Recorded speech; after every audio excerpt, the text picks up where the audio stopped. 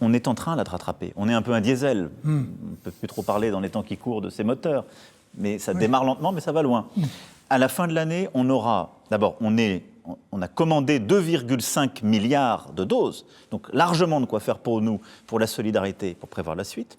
Nous serons l'espace, d'ici au deuxième semestre, qui produira le plus de vaccins au monde. Et en plus, on doit préparer la capacité à produire les boosters, c'est-à-dire les vaccins qui vont permettre de répondre aux variants. On n'a pas pensé que ça irait aussi vite. La recherche en Europe s'est faite. Beaucoup d'ailleurs de la recherche mondiale sur les vaccins vient d'Europe. Les Américains ont eu un mérite. Dès l'été 2020, ils ont dit on met le paquet et on y va.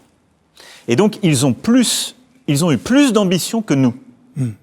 Et le quoi qu'il en coûte qu'on a appliqué pour les mesures d'accompagnement, eux l'ont appliqué pour les vaccins à la recherche. Nous, on n'a pas été assez vite, assez fort là-dessus. C'est tout à fait vrai. Et on a pensé que le vaccin mettrait du temps à décoller. Je vous le dis très sincèrement, tout le monde, les experts eux-mêmes d'ailleurs, disaient jamais dans l'histoire de l'humanité on a mis moins d'1 an pour faire un vaccin. Formidable réussite. Et donc là-dessus, on a sans doute, en quelque sorte, moins rêvé aux étoiles que certains autres. Et je pense que ça doit être une leçon pour nous-mêmes. On a eu tort de manquer d'ambition, j'allais dire de folie. Oui, de dire c'est possible et on y va. On est trop rationnel peut-être. Maintenant, ce qu'on doit réussir à faire, c'est se coordonner. Parce que là où l'Europe... Ça dépend de qui ? Ça dépend de nous, États membres, et de la Commission. La Commission, elle doit nous aider à avoir en quelque sorte une feuille de route commune, mais c'est aussi aux États membres et au Conseil, qui va se réunir là en fin de semaine. Simplement, je pense qu'il faut tous qu'on ait conscience que dans l'espace européen, ce sera très dur cet été de demander aux gens qui veulent voyager d'avoir un vaccin. On sera en train de vacciner, mais on aura commencé par les plus âgés.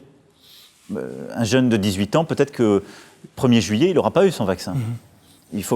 Comment on veut qu'il puisse voyager ? Ce sera sans doute un test négatif. En tout cas, qu'on ait des règles claires qui soient applicables.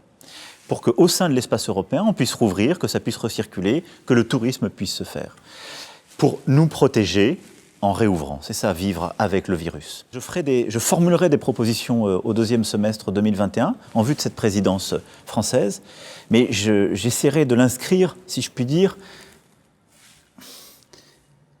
dans l'espoir. C'est-à-dire, je pense qu'on a besoin, tous et toutes, de retrouver de l'espoir.